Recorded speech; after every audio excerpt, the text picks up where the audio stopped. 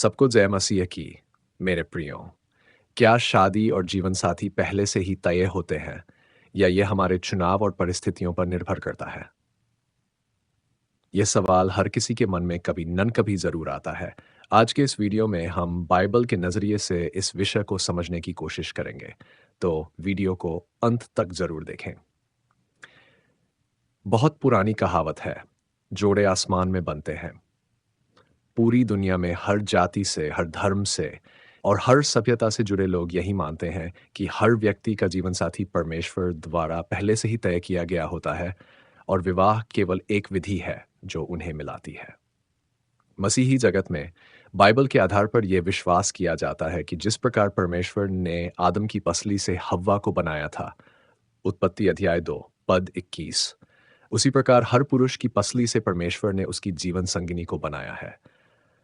अर्थात उनका जोड़ा परमेश्वर ने उनके जन्म लेने से पहले ही ठहरा दिया था। इस शिक्षा के समर्थन में हमेशा मलाकी अध्याय 2 पद पद 15 का हवाला दिया जाता है, जब परमेश्वर पति पत्नी के विषय में कहता है, क्या उसने एक ही को नहीं बनाया, जबकि और आत्माएं उसके पास थीं, और एक ही को क्यों बनाया, इसलिए कि वह परमेश्वर के योग्य संतान चाहता है। अर्थात परमेश्वर द्वारा पहले से ही एक आत्मा को दूसरी आत्मा के लिए आरंभ से ही ठहरा दिया गया है। क्या बाइबल वास्तव में यही सिखाती है? परंतु क्या ये मान्यताएं सही हैं? क्या बाइबल वास्तव में यही शिक्षा देती है? गौरतलब है कि जोड़े आसमान में बनते हैं का सिद्धांत बाइबल में कहीं भी नहीं पाया जाता। ये केवल मनुष्य की कल्पना है। परमेश्वर ने आदम की पसली से हव्वा को बनाया था, इसका यह अर्थ नहीं कि वह हर गर्भस्थ भ्रूण की पसली निकालकर दूसरे भ्रूण में रोपित करता है। यह तर्क व्यावहारिक रूप से भी सही नहीं लगता। दूसरी ओर, जिस मलाकी अध्याय 2 पद 15 का हवाला इस तर्क के समर्थन में दिया जाता है, उसका जोड़े के पूर्व निर्धारित होने से कोई लेना देना नहीं है। क्योंकि मलाकी अध्याय 2 पद 15 में परमेश्वर व्यभिचार के संबंध में बात कर रहा है, न कि जीवन साथी के पूर्व निर्धारण के बारे में। इसका सीधा निष्कर्ष यह है कि जोड़े परमेश्वर नहीं बनाता।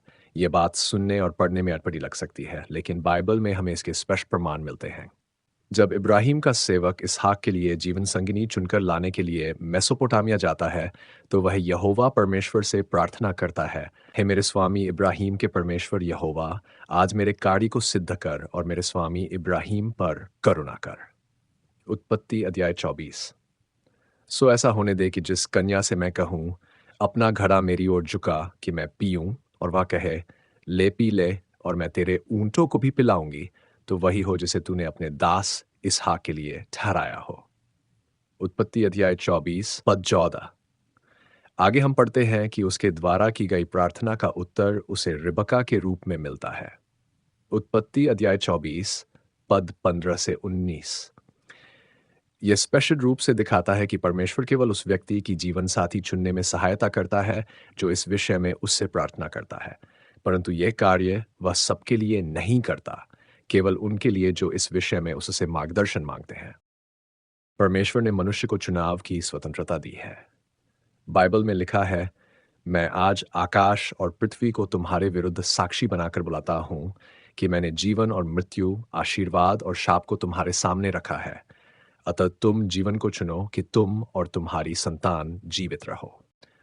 परमेश्वर ने ठहराया है कि मनुष्य अपने अच्छे और बुरे का चुनाव स्वयं करे। यदि जोड़े पहले से तय होते तो लोग अपनी मर्जी से परमेश्वर की इच्छा के विरुद्ध विवाह कैसे कर सकते थे? यदि जोड़े पहले से तय होते तो कुछ लोगों को बुरे जीवन साथी क्यों मिलते?